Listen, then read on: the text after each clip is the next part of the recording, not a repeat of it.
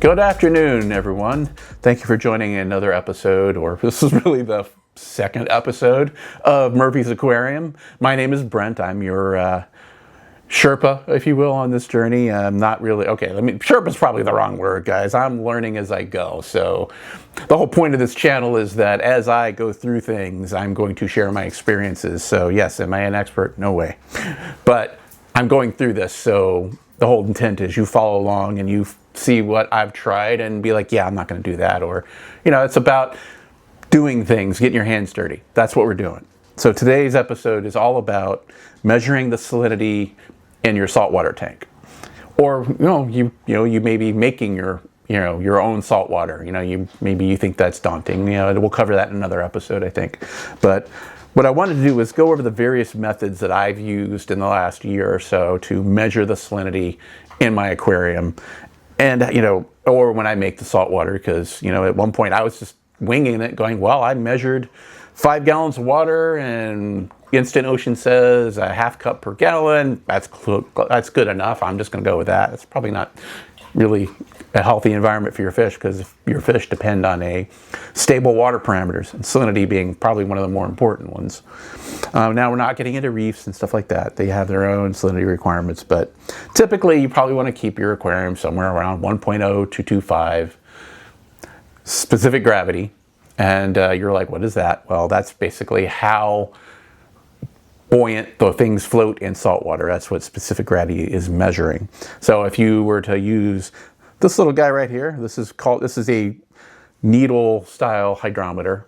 And what it's relying on is this needle weighs a certain amount, and if you put salt water in here, it's going to, at the right temperature, which I believe is 78 degrees, it's going to swing to the appropriate measurement. And this does give it to you in specific gravity and PPT. PPT is just another way of, it's a temperature independent way of measuring salinity. Specific gravity very much is a temperature dependent way of measuring it. And again, 78 degrees is what you're looking for. You could probably go off a couple degrees either way. I think I've seen that on YouTube when people are talking about this, but just be aware. 78 degrees is, when you're using hydrometers, is what you're probably they're calibrated for. So drawbacks on this particular thing. Well, let's go over positives first, actually. This hydrometer is very inexpensive. It's like $12 to $15. It kind of gone up a little bit on it. I got it on Amazon, as I recall. And that's a definite pro, because it does the job, right? For like $13, $14, $15, whatever it is. You put water in there, right temperature, it will give you a reading. Now, you put fresh water in here, this needle is not going to move. It's because I believe, it's not going to move, because it's not really meant to be buoyant in fresh water. You put the salt water in there, it measures it. Now, drawbacks on this type of hydrometer, trying to find, my brain's a little mushy today, I apologize. So one of the things that can happen is, as you use this, if you don't clean it properly, i.e. run fresh water through it after you make a measurement, salt crystals are going to basically adhere to this needle, and it will make your reading not be accurate. Probably makes it more buoyant, so you're gonna, it'll go and make the salt water appear to be a higher specific gravity than it really is. So that's not good. Oh yeah, specific gravity of fresh water, 1.0, as I recall, which is probably down here. So that's the drawback of this guy. It's cheap, relatively accurate, but you have some potential failure points. So that was the first thing I started with. So then I began reading about floating hydrometers, and they're basically, that's what this guy is here. This was my second salinity measuring device. This little guy from Sierra. Now, it works. It was, I believe, $16 on Amazon. Some things that you want to be considerate of is that you need to keep the packaging, because this is a very delicate instrument. In fact, if I really wanted to wreck this, I probably could. This, again, it's accurate, but this thing's only 7 inches long.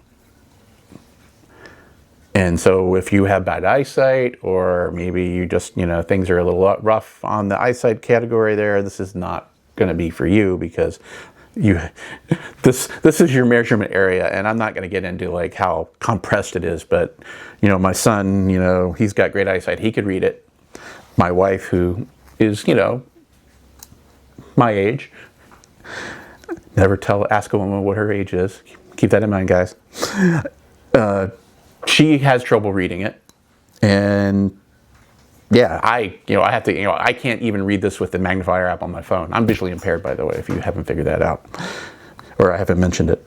So this is very rough to use. It'll work, but this is probably not your most accurate instrument out there. Its main call to fame here is it's like $16, so very cheap. Now, I got into this because I read something on your, remember watching I believe it was Reef TV on YouTube, and they were talking about hydrometers and ways of measuring salinity, and they were like, yeah, get a hydrometer, and the one that they recommended was like $40, and I get on Amazon, and I'm like, well, this one's 16. Let me buy that one, and this is what came in the mail. It works, but again, it's not probably the best option out there. So, this guy, 7 inches long. Enter in the Tropic Marin hydrometer. Comes in this nice case. Again, it's a delicate instrument, so there's your first positive right there. This thing comes in this. It's very well protected. This bad boy measures 14 inches long. And what a difference. I mean, let's compare these guys side by side, all right? $16, 40 plus. You get what you pay for. Look at the differences in your measurement area. Not quite twice. I'm kind of eyeballing it. But you definitely have a lot more room to measure on this than this. So I can measure this with obviously naked eye, no, I'm not measuring this. I can use my magnifier app on my phone to take a picture of this when it's floating in water, and that's what these guys do. They float in water. That's why I have this here. You can put it in something like this, put water in it, where the water meets, that's your measurement in specific gravity. Guys, unless you're in a massive, if you want a accurate hydrometer like this that is not affected by salt crystals like this guy, or is tiny like this guy, probably made in China, this is what you want to get. This is probably, guys, I'm going to recommend, if you're going to want to measure or make your own salt water, measure your salinity level. You don't want to do something really spendy like a digital salinity checker. This is what you want to get. 40-something, I think it was $41.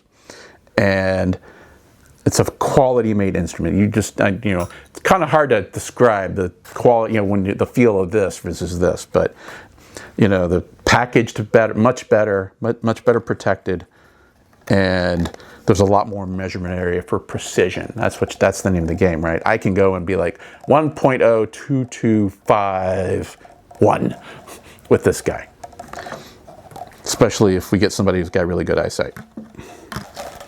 And then, again, this nice protective case comes with it, and this is how it's shipped. Tropic Marin hydrometer. Now, what else do we have? My current iteration of this is this little guy right here. This is from Hanna Instruments, a salinity checker. It's not their cheapest one. And guys, this actually works really well for me because, again, I'm not struggling to measure where the water is hitting exactly, on one of these hydrometers. I have a reading that I can read from here. I still have to wear glasses to read it because, yeah, my eyes really stink. But there's if you want to not have to worry about this, it's also temperature independent because it'll actually, It has a thermometer built into it, so it will calibrate itself to your water temperature. The conductivity is how it works. It registers the conductivity, excuse me, in your salt water, and then it gives you a reading, and it's calibrated for temperature, so you don't have to worry about, did I warm it up to exactly 78 degrees? This takes care of that. Now, stick this in the water, and you're going to get, you can put this right in your tank, or the water you're mixing. You don't have to worry about it floating around and like these hydrometers will. Now, that's the positives, right? It gives you a nice reading, and there's no ambiguity. It's whatever this says. What are the detractors of this? Well, this is 40, right? 12-ish, 16-ish, 40-ish. This is 90. Now, we're not talking, kilo bucks here, but still more expensive. Now, there's other things you got to keep in mind. This needs to be calibrated occasionally. I believe the instructions call for once a month, depending on use.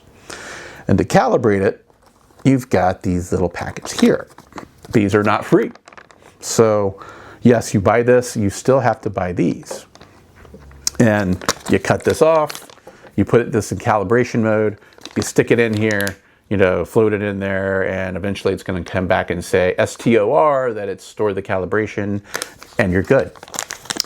These guys can cost a couple bucks each, or you can buy this large pack that I think comes with 18, I forget the count, but it was like $40 for 20. That's we'll round it off there, So keep that in mind though, if you're calibrating once a month, or, okay, something doesn't look fishy on my readings, I calibrate. So, this will last you a while. So we're talking $130 between this, and you're good for probably a year.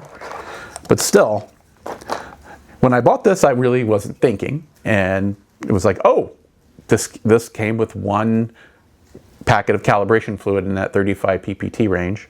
And I'm like, okay, I'm going to probably need to calibrate this more than once. Oh, wow, okay, I got to spend another 40 bucks. But there you have it, though.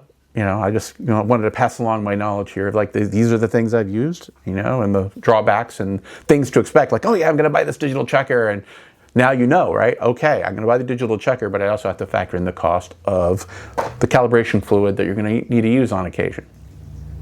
With that, thank you for joining this introductory video to measuring salinity. Thank you very much for watching, and if you can, do me a favor, hit that like and subscribe button, because, YouTube likes that for, when people do that, and you won't miss any episodes. Thank you very much for joining. Goodbye.